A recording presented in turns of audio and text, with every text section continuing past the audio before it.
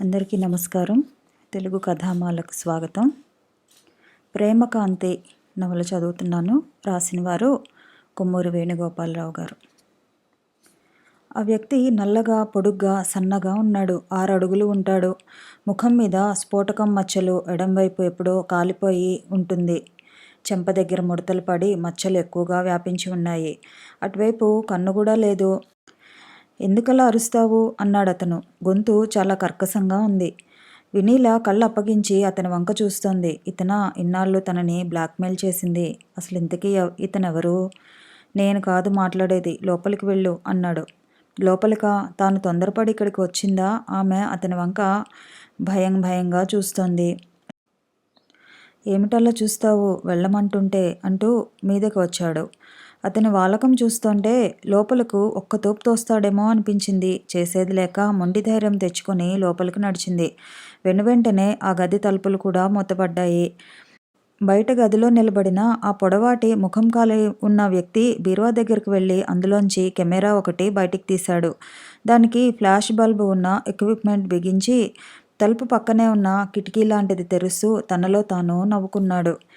అదొక చిన్న గది. గోడను ఆనించి ఉన్న కుర్చీలో ఒక 30 ఏళ్ల మనిషి కూర్చుని ఉన్నాడు. రండి డాక్టర్ గారు అన్నాడు చిరునవ్వుతో. ఎవరితను? నేనెవరో మీకు తెలీదు. మీ రంగమణి నాకు చాలా దగ్గర మనిషి. ఆమె కోసం మీ హాస్పిటల్కు చాలాసార్లు వచ్చాను. కూర్చోండి.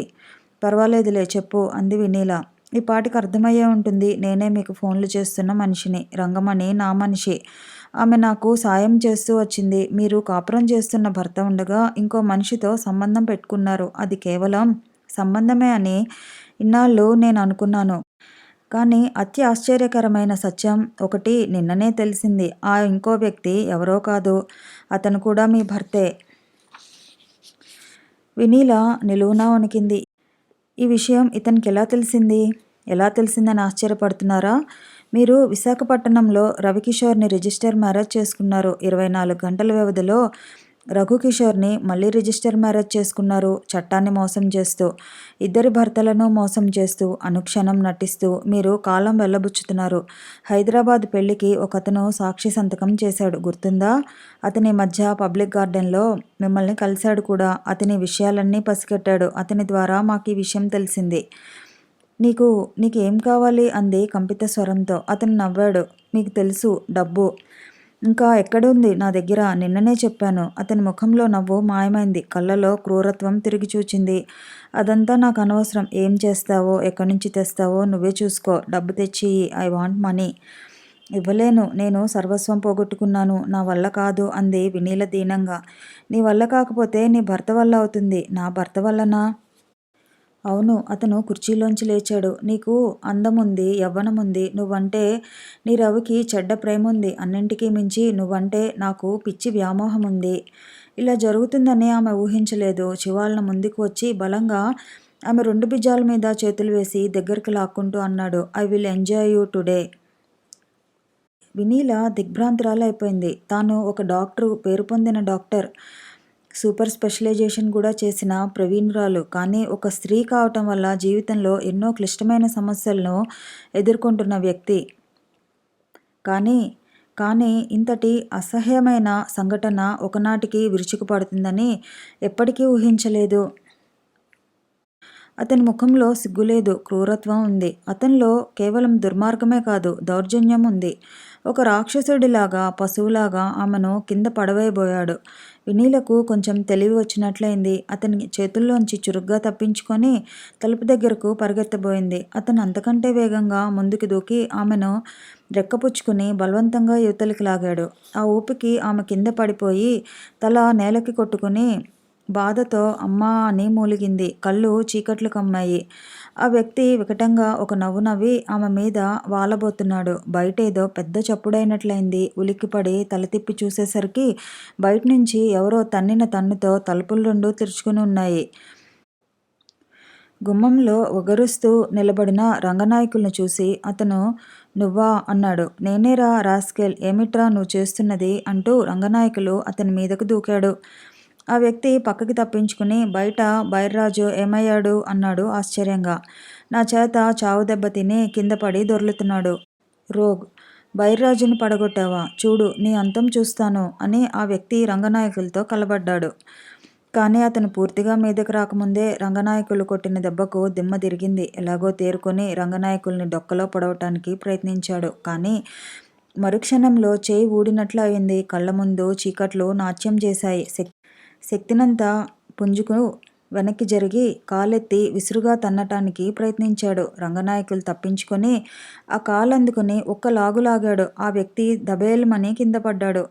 రంగనాయకులు ముందుకు వెళ్ళి కుడికాలితో ముఖం మీద ఒక్క తన్ను తన్నాడు. బలంగా వచ్చిపడిన ఆ దెబ్బకి ఆ వ్యక్తి పళ్ళు కదిలిపోయినాయి. ముఖం పగిలి నోట్లోంచి ముక్కులోంచి నెత్తురు కారింది.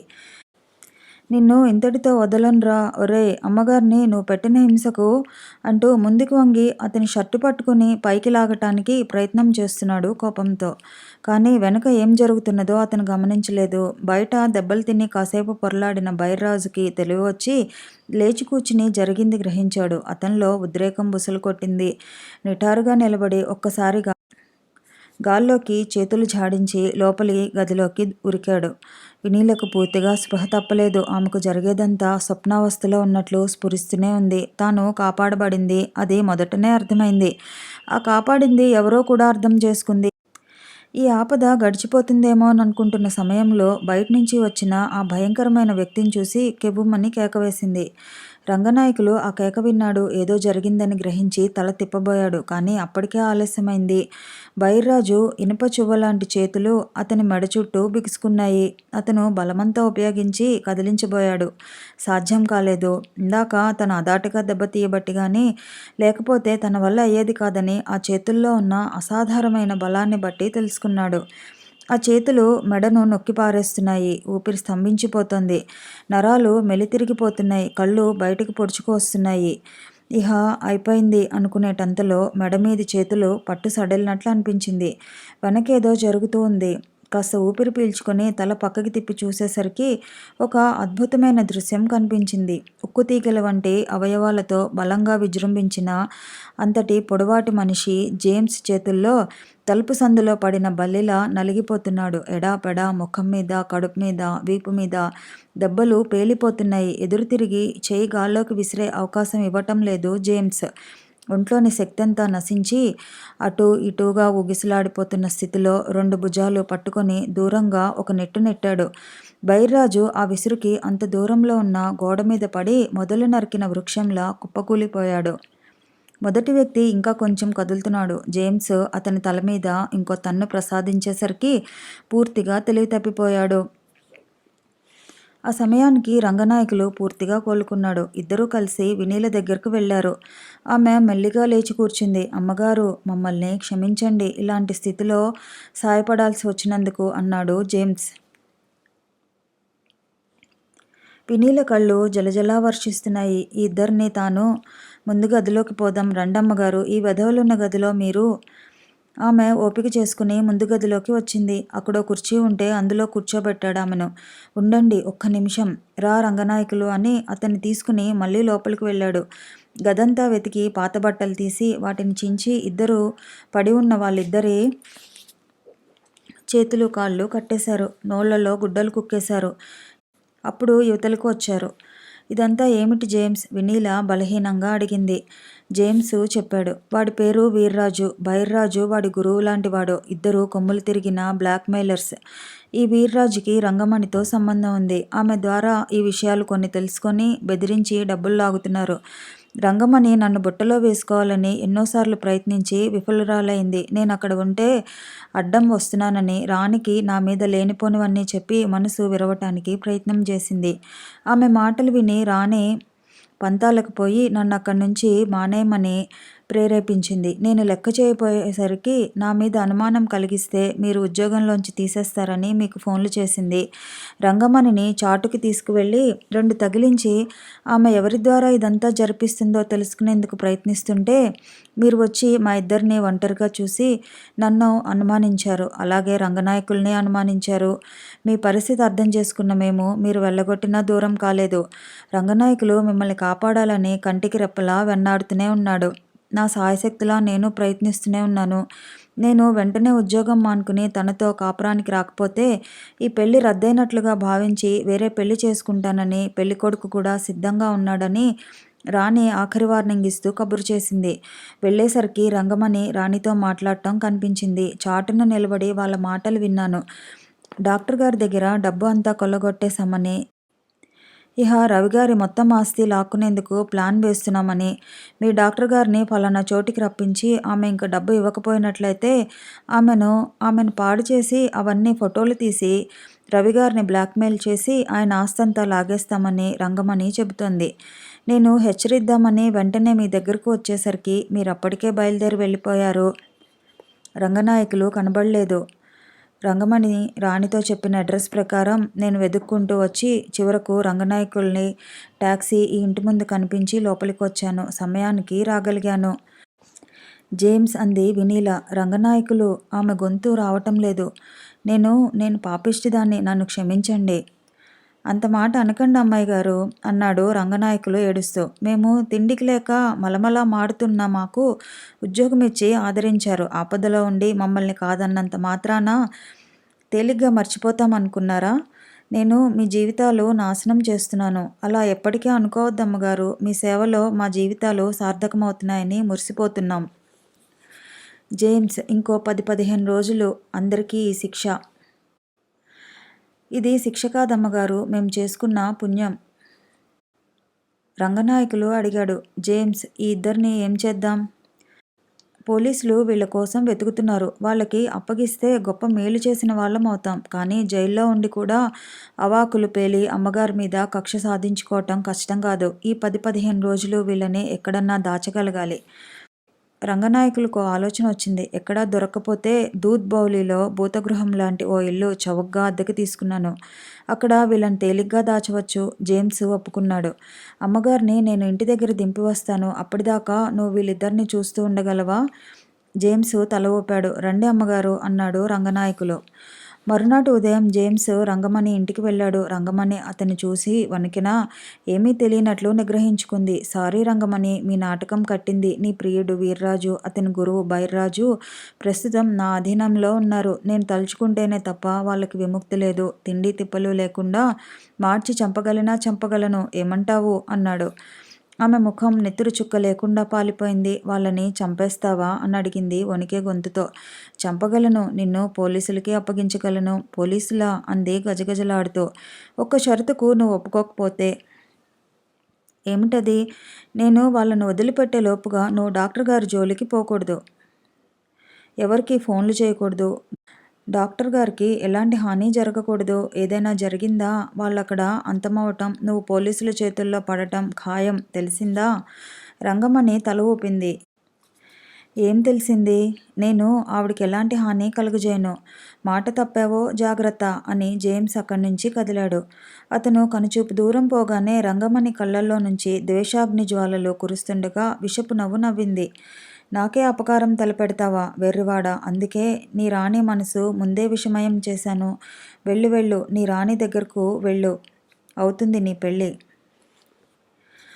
ఆమె కోరుకున్నట్లే జేమ్స్ అక్కడి నుంచి రాణి ఇంటికి వెళ్ళాడు. రాణి ఎంత చపల చిత్తంతో అయినా ప్రవర్తించని, ఎన్ని వికారపు చేష్టలైనా చేయని ఆమెను ఇంకా అతను గాఢంగా ప్రేమిస్తున్నాడు. ఈరోజు ఆమెకు కొంతవరకు విడమర్చి చెప్పాలి. ప్రసన్నురాలను చేసుకోవాలి. మరో 15 రోజులు టైం అడగాలి. ఆ తర్వాత ఆమె ఎలాంటి పంజరంలో బంధించినా సరే సంతోషంగా భరిస్తాడు. శేష జీవితమంతా ఆమెకు పాదాక్రాంతం చేస్తాడు. రాణి ఇంట్లో ఎవరూ లేరు. తాళం పెట్టి ఉంది. పక్క వాళ్ళని అడిగాడు. అదేమిటి, నీకు తెలీదా? పెళ్ళి. తుల్లిపడ్డాడు. ఎవరిది? రాణిది. కాళ్ళ కింద భూమి కంపిస్తోంది. తెగతెంపులు చేసుకున్నావటగా. అలాగని కాగితాలు కూడా రాసిచ్చావటనే. అన్నింటికీ ఇష్టపడ్డావటగా.